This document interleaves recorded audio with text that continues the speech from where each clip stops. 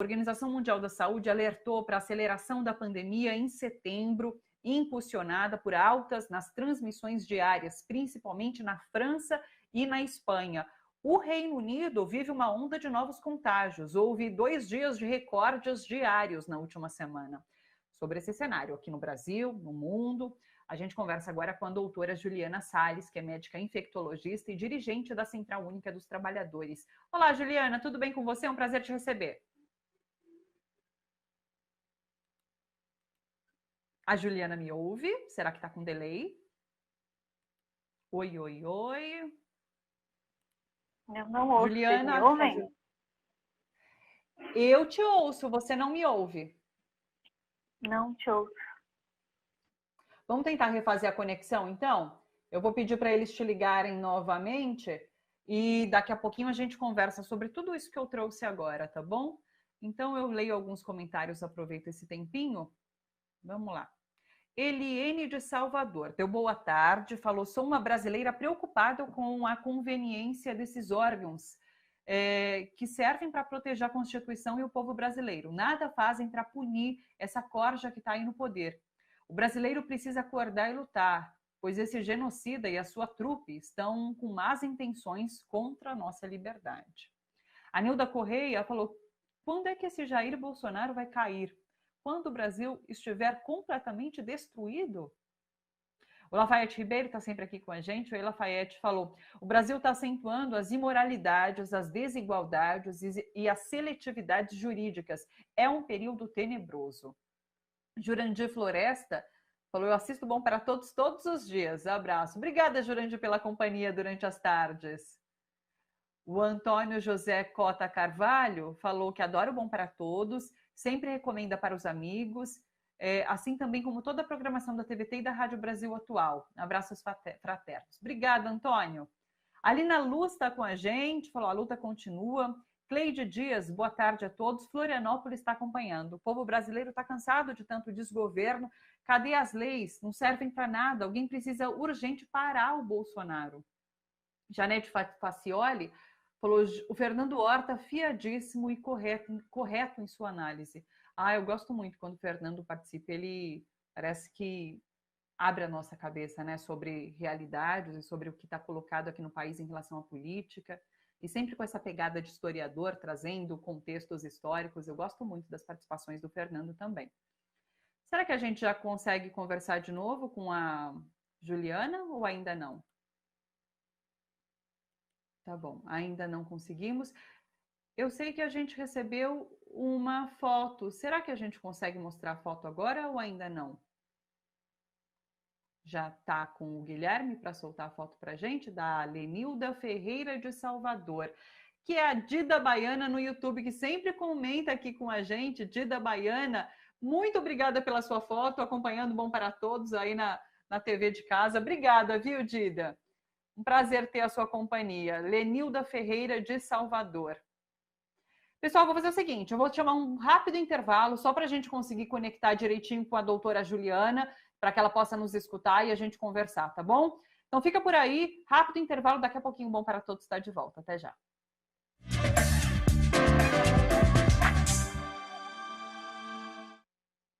Você não pode perder o Entrevistas desta quinta-feira, 15 para as 10 da noite. Eu vou conversar com a jornalista premiadíssima, com a escritora não menos premiada, Patrícia Campos Melo.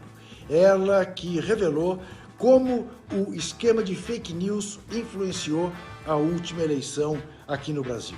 Vamos falar sobre jornalismo como arma da democracia, vamos falar sobre as ameaças que sofrem os jornalistas e principalmente as jornalistas que desempenham com fidelidade a sua missão. É hoje, 15 para as 10, aqui na TVT.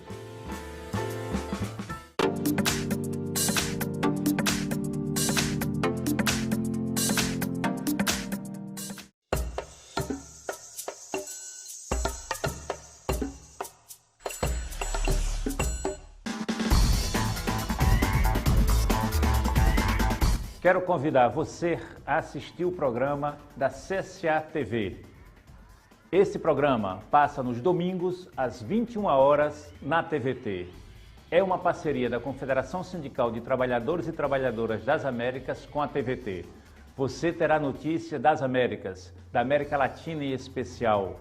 Notícias em relação à democracia, ao mundo sindical, à cultura, ao esporte, à realidade do nosso povo latino-americano e das Américas. Domingo, às 21 horas, aqui na TVT.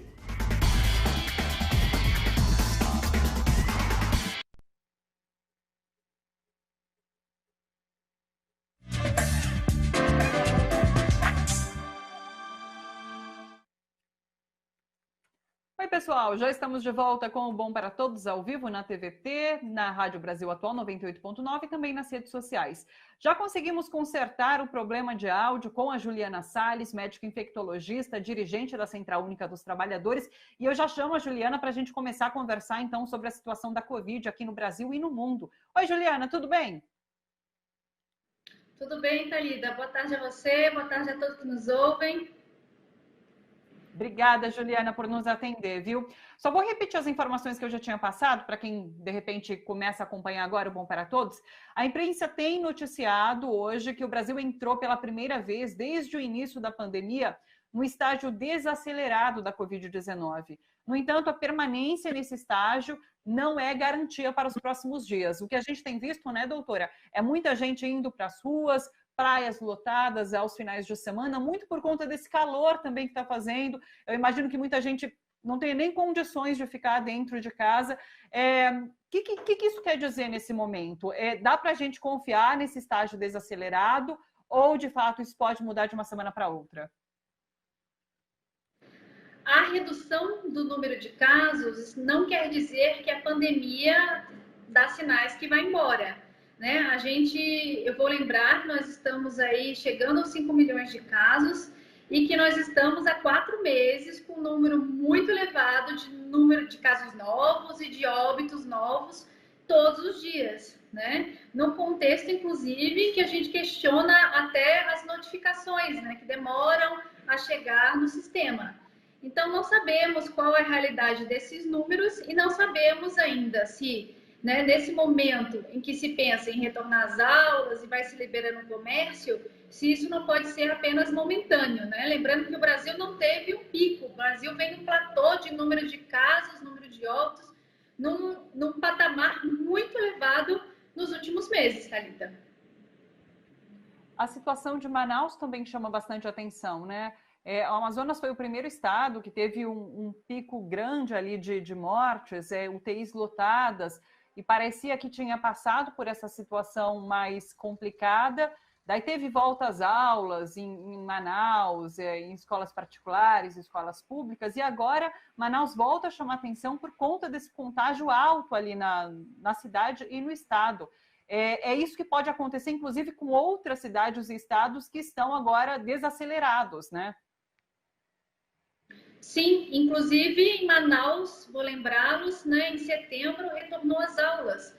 Então teve esse fator a mais aí, com mais gente circulando, né, o último público, né, de educadores e alunos que estavam em ainda isolamento, foram, né, liberados aí às ruas, junto com a liberação de outros setores da economia, e isso faz com que haja mais contato e acelere novamente o contágio, né, podendo sobrecarregar o sistema de saúde, que é a consequência maior. Mas mesmo nos locais onde tem nível de ocupação, né, baixo ainda, com leitos de UTI sobrando, isso não quer dizer que o número de mortes e de novos casos não seja ainda alarmante ou razoável, né, nem que deva ser considerado como normalização da vida, né? Inclusive, em Manaus, há uma recomendação de especialistas de um novo lockdown por conta dessa situação. E o que a gente vê acontecendo, inclusive, em outros países. Outros países têm adotado agora esse isolamento mais rígido por conta de uma segunda onda. Dá para a gente chamar de segunda onda nesses países? Esses países, eles tiveram um pico de casos e logo na sequência, com as ações que foram tomadas, muitos deles mediante a testagem em massa, né, isolamento, políticas de isolamento, redução dos casos. E agora, com novas liberações, eles veem a aceleração de novo e o novo número de casos, novo número de óbitos aumentando novamente. Seria, sim, um segundo pico. E aí eu vou compará-los ao nosso país, né, que, na verdade, ficamos no pico. Nós atingimos um pico e continuamos nele, né? Então, essa redução, apesar de ser comemorada, né, ela não pode ser encarada da mesma forma que outros países, como a Europa ou os próprios Estados Unidos, né? Porque nossas políticas de isolamento não foram para frente, não tiveram o resultado esperado, né? Muito menos as dos incentivos, né? Inclusive de renda, que estão agora para serem finalizados, reduzidos e finalizados. E isso vai ter um impacto muito grande junto com o retorno às aulas, na possibilidade de novo aumento do número de casos e de óbitos. Isso tudo, né, junto com uma ausência de política de testagem, né? A gente sabe que os casos leves muitas vezes não são testados, principalmente no serviço público, e que as empresas que retornam não usam a testagem dos trabalhadores como um mecanismo para controlar o vírus dentro das fábricas, dentro das empresas, né, e dentro das escolas também, junto com alunos e professores. Recurso que tem que ser utilizado para garantir uma segurança aí nesse momento. Porque a gente fala nesses países que agora estão passando por essa situação, são países que inclusive tiveram essas testagens em massa.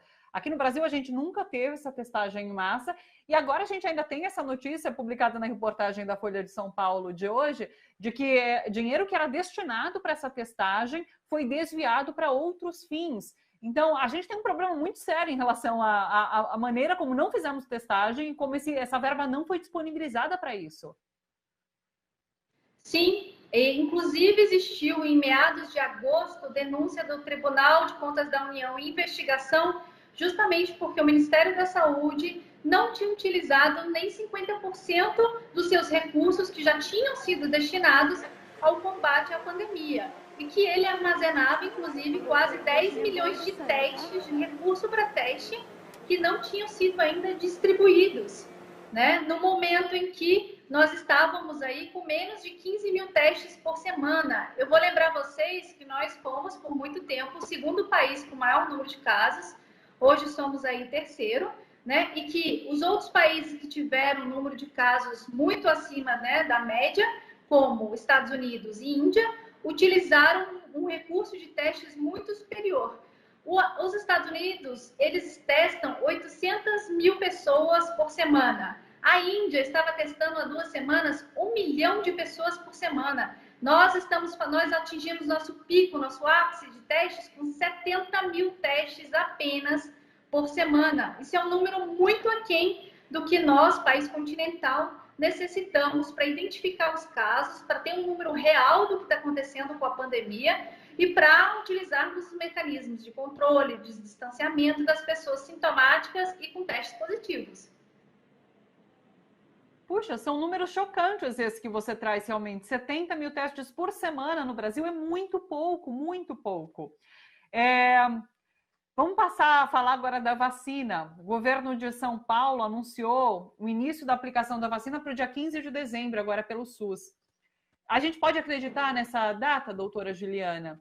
E me surgiu uma dúvida também sobre como funcionaria. Primeiro, por exemplo, serão vacinados os moradores do estado de São Paulo? A partir do momento que essa vacina está disponível para o SUS, é para o Brasil inteiro? Como que funciona? Então, a vacina, ela tem uma questão, né? E é a questão do que ela vai ser utilizada para, né? A vacina é um recurso que ela não é tratamento, ela não é cura da doença, ela é uma prevenção. Então, ela é utilizada no contexto em que você pretende realmente reduzir a gravidade dos casos e a possibilidade aí de internações, reduzir o número de infectados sintomáticos, né? E ela entra no contexto justamente que não é tratamento. Essa vacina ela está sendo liberada numa perspectiva de eficácia muito menor ao que é normalmente, ao que é habitualmente nos estudos da vacina.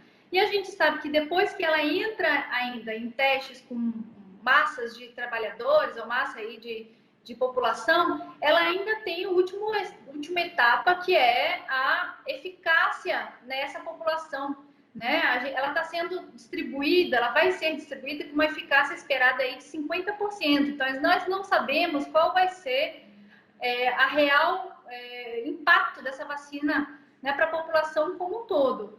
E não ficou claro também qual vão ser as populações destinadas, né? Se vai ser como a da gripe, com populações preferenciais, com maior risco, como idosos, comórbidos, crianças, ou se ela vai ser liberada para a população como um todo. E temos a interface também, né, do sistema privado aí, se essa vacina vai ser cobrada ou não, né? Para quem ela vai ser distribuída? Essa resposta ainda não foi dada adequadamente, Thalita. Perfeito. Acho que são todos pontos importantes para a gente ficar atento agora nos próximos dias. A gente tem conversado sempre às quintas aqui sobre a Covid-19, geralmente com a doutora Karina, hoje a doutora Juliana esteve aqui com a gente. A gente agradece demais as informações sempre preciosas para que a gente fique atento no que está acontecendo e espere as próximas notícias em relação principalmente a essa vacina e o momento que a gente vive. Obrigada, Juliana. Um beijo grande para você. Até uma próxima. De nada, Thalita. Abraço para vocês e bom programa aí.